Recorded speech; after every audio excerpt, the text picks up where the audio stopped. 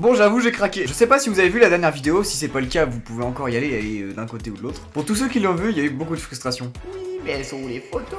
J'ai perdu 10 minutes de ma vie pour rien, c'est la pire vidéo. Calmos, ok, on va rétablir la vérité ici et maintenant. Je vous ai compris. D'abord, prenons ça comme un poisson d'avril. C'était soit ça, soit j'arrête YouTube. Et à choisir, je préfère largement augmenter mon watch time avec des photos que vous verrez jamais, plutôt que de faire la blague la plus faite le 1er avril sur YouTube.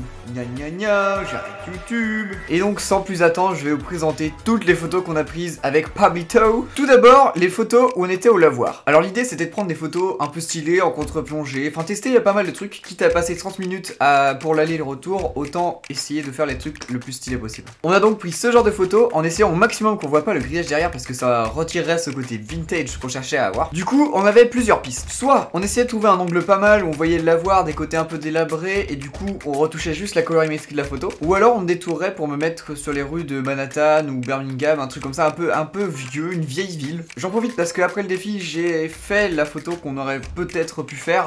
La voici. Et au passage aussi, j'annonce que je passe désormais sur Adobe Premiere Pro ainsi que Photoshop pour mes vidéos et pour mes miniatures.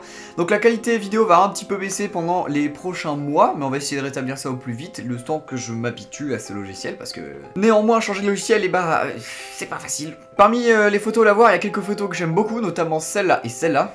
Ensuite, on s'est dirigé vers le bâtiment un peu délabré pour avoir ce genre de photos. Et c'est en revenant à la maison que je me suis rappelé que j'avais Photoshop mais que je l'avais pas installé. Vous voyez le problème? Sachant que j'ai une Kojikan, il allait me falloir des heures pour le télécharger, donc il fallait trouver une solution. On a aussi réfléchi sur la route à comment faire pour les photos sur l'eau, qu'est-ce qu'on allait faire comme photo. Donc effectivement, en arrivant à la maison, pas de Photoshop.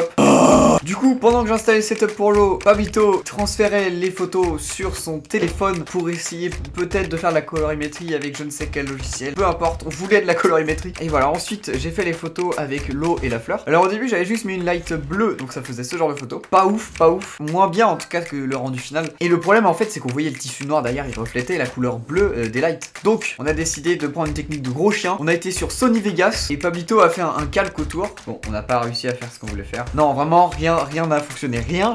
Conclusion, ça a pas marché, on a posté les photos sans retouche. Ouais. Bon, maintenant que vous connaissez l'histoire et l'historique de toutes les photos qui ont été faites, voici les deux qui ont été retenues maintenant.